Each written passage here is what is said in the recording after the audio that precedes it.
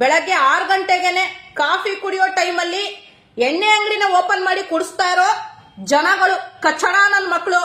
ಮನೆ ಮನೆ ಹಾಳು ಮಾಡ್ಬೇಡ್ರೋ ಕುಡ್ದು ಅಂತ ಹೇಳೋ ಬದಲು ಬಂದ್ರೋ ಕುಡಿದ್ ಸಾಯಿರೋ ನನ್ ಮಕ್ಕಳು, ನೀವು ಸತ್ರೆ ಸಾಯಿರಿ, ನಮ್ಮ ಸರ್ಕಾರಕ್ಕೆ ಕಾಸು ಬಂದ್ರೆ ಸಾಕು ಅನ್ನೋ ಕಚ್ಚಡ ನನ್ ಮಕ್ಕಳು ಇರೋದು. ಈಗ ಒಂದ್ ಮಾತು ಹೇಳ್ಬಿಟ್ರೆ ಸಾಕು, ಇವಳು ಬೇರೆ ಪಕ್ಷದೋಳು, ಪಕ್ಷ ಕಟ್ಕೊಂಡ್ ನನ್ ಎಕಡ ನನ್ಗೇನಾಗ್ಬೇಕಾಗೈತೆ, ನ್ಯಾಯ ಎಲ್ಲೈತೆ ಅದನ್ನೇ ಮಾತಾಡ್ತಾ ಇದ್ದೀನಿ ನಾನು.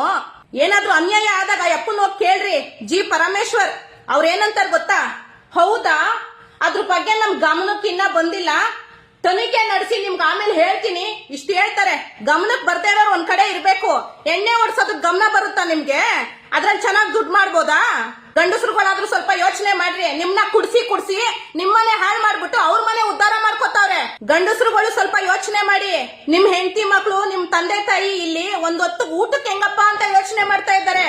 ನೀವು ದುಡ್ಡು ಕೊಟ್ಟು ಕುಡಿತಾ ಇದ್ದೀರಲ್ಲ, ಅವ್ರ ಮನೆ ಹೆಂಗಸರು ಮೈ ತುಂಬಾ ಚಿನ್ನ ಏರ್ಕೊಂಡು ದಿನಕ್ಕೊಂದ್ ರೇಷ್ಮೆ ಸೀರೆ ಉಟ್ಕೊಂಡು ಅವ್ರ ಮನೆ ಗಂಡಸರು ಎಲ್ಲಾನು ಚಿನ್ನದ ಬಾತ್ರೂಮ್ಗಳು ಕಟ್ಟಿಸ್ಕೊಂಡು ಕೂತವ್ರೆ ನೀವು ಕೊಡೋ ಎಣ್ಣೆ ದುಡ್ಡಿಂದ. ಇನ್ಮೇಲಾದ್ರೂ ನಿಮ್ ಮನೆ, ನಿಮ್ ಹೆಂಡತಿ, ನಿಮ್ ಮಕ್ಳು, ನಿಮ್ ತಂದೆ ತಾಯಿನ ನೋಡ್ಕೊಳ್ಳಿ ಖುಷಿಯಿಂದ. ಕುಡಿದ್ಬಿಟ್ಟು ಉಚ್ಚ ಒಯ್ದ್ಬಿಟ್ರೆ ಬಂದ್ಬಿಡಲ್ಲ ಭಾಗ್ಯ. ಸರ್ಕಾರದವರು ಬರೀ ಹೆಣ್ಮಕ್ಳು ಮಾತ್ರ ಎಲ್ಲ ಫ್ರೀಯಾಗಿ ಕೊಟ್ಟವ್ರು. ಯಾಕೆ ಗೊತ್ತಾ? ಹೆಣ್ಮಕ್ಳು ಬುದ್ಧಿವಂತರು. 90 ಹೊಡ್ಸಿದ ತಕ್ಷಣ ಅಣ್ಣಂಗೆ ಜೈ ಅಂತ ಯಾರು ಹೋಗಲ್ಲ ಅಂತ ಅವ್ರಿಗೆ ಗೊತ್ತು. ಗಂಡಸರು ದಡ್ ನನ್ ಮಕ್ಳು 100ಕ್ಕೆ 100 ಅವ್ರಿಗೆ ಗೊತ್ತು. ಈ ನನ್ ಮಕ್ಳು ಒಂದ್ 90 ಹೊಡ್ಸ್ಬಿಟ್ರೆ ಅಣ್ಣ ಜೈ ಅಂತ ಬಂದೇ ಬರ್ತಾರೆ ಅಂತ ಗೊತ್ತು. ನಿಮ್ದೇನಿದ್ರು 90ಗೆ ಮುಗ್ದೋಯ್ತು.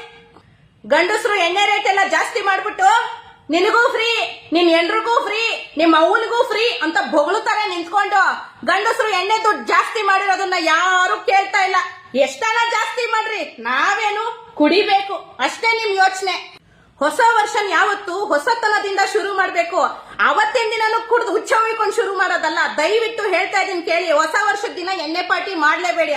ಹೊಸ ವರ್ಷದ ದಿನ ಏನ್ ಬೇಕೋ ತಗೊಂಡ್ ತಿನ್ನಿ, ನಿಮ್ಗೆ ಇಷ್ಟ ಆಗಿರೋದ್ ತಿನ್ನಿ, ನಿಮ್ಗೆ ಇಷ್ಟ ಬಂದಿರೋ ತರ ಇರಿ, ನಿಮ್ಗೆ ಇಷ್ಟ ಆಗಿರೋ ಜಾಗಕ್ಕೆ ಹೋಗಿ. ಆದ್ರೆ ಕುಡಿಯಕ್ ಹೋಗ್ಬೇಡಿ.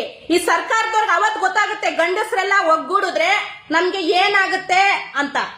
ಅಣ್ಣ ದಯವಿಟ್ಟು ಕೈ ಮುಗಿದ್ ಕೇಳ್ಕೊತಾ ಇದೀನಿ. ನಿಮ್ ತಂಗಿ ಅಂತ ಆದ್ರೂ ಅನ್ಕೊಳ್ಳಿ, ಇಲ್ಲ ನಿಮ್ ಅಕ್ಕ ಅನ್ಕೊಂಡು, ನಿಮ್ ಮನೆ ಹುಡುಗಿ ಅಂತ ಅನ್ಕೊಂಡು ನೀವ್ ಈ ಸತಿ ನ್ಯೂ ಇಯರ್ ಪಾರ್ಟಿನ ಎಣ್ಣೆ ಕುಡಿದೇ ಶುರು ಮಾಡ್ರಣ. ನಿಮ್ ಜೀವನ ತುಂಬಾನೇ ಚೆನ್ನಾಗಿರುತ್ತೆ. ಏನಕ್ಕಣ್ಣ ಪ್ರತಿ ವರ್ಷ ಕುಡ್ತದಿಂದ ಯಾಕಣ್ಣ ಸ್ಟಾರ್ಟ್ ಮಾಡ್ತೀರಾ?